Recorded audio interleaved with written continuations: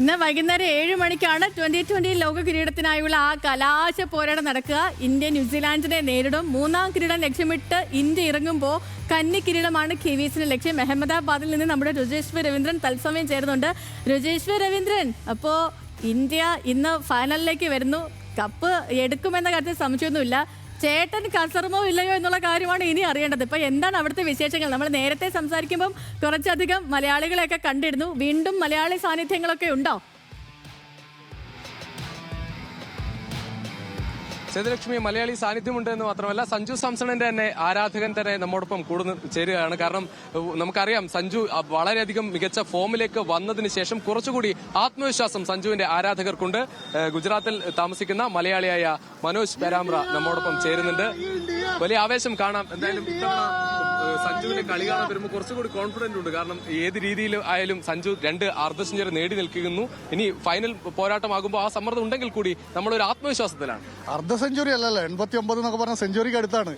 അപ്പോൾ 2 കളിയിൽ സഞ്ജു ജയിപ്പിച്ചു എന്നുള്ളതാണ്. അതോടുകൂടി സഞ്ജു ചേട്ടൻ എന്നുള്ള പേര് ദേശത്തിൽ മുഴുവൻ മുഴങ്ങി കേൾക്കാൻ തുടങ്ങി. ഇപ്പൊ ഗുജറാത്തിൽ താമസിക്കുന്ന ആളാണ് ഈ സഞ്ജു സാംസണെ. നമ്മൾ മലയാളികൾ ആഘോഷിക്കുന്ന പോലെ ഗുജറാത്തികൾ ആളുകളിലും ആഘോഷിക്കുന്നതാണ് നമ്മൾ ആഘോഷിക്കുന്നുണ്ട്. ഞാൻ ഇവിടെ സഞ്ജു ഈ കളി തുടങ്ങുന്നതിന് മുമ്പായിരിക്കും ഇതൊക്കെ അടിച്ചിട്ടുണ്ടാവുക. അപ്പോൾ സഞ്ജുവിന്റെ ജേഴ്സി കിട്ടാനില്ല ഇവിടെ. അപ്പോൾ സാംസൺ എന്ന് പറഞ്ഞിട്ടാണ് ഈ ജേഴ്സിയുടെ പുറകിൽ എഴുതിയിരിക്കുന്നത്. അപ്പോൾ എല്ലാ ഗുജറാത്തികളും വന്നിട്ട് ഞങ്ങൾ സഞ്ജുവിന്റെ ഫാൻസാണ്, ഇത് എവിടുന്ന് കിട്ടിയെന്നാണ് ചോദിക്കുന്നത്.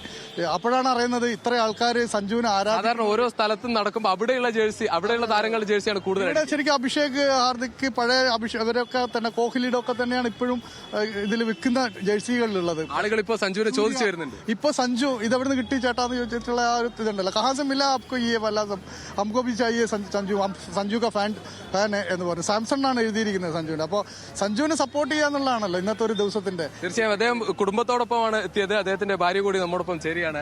സഞ്ജുവിനെയാണ് ഇഷ്ടം? തീർച്ചയായിട്ടും ഞാൻ സഞ്ജുവിന്റെ നാട്ടുകാരിയാണ്, തിരുവനന്തപുരത്തുകാരിയാണ്. അപ്പൊ നമ്മള് സഞ്ജുവിനെ തന്നെയാണ്. നാട്ടിൽ നിന്ന് നമ്മുടെ നാട്ടിലെ പയ്യൻ കസറാണ്. തീർച്ചയായിട്ടും ചേട്ടനാണല്ലോ. ഇപ്പൊ എല്ലാവരുടെയും നാവില് ചേട്ടനുള്ള വാക്കാണ് വരുന്നത്.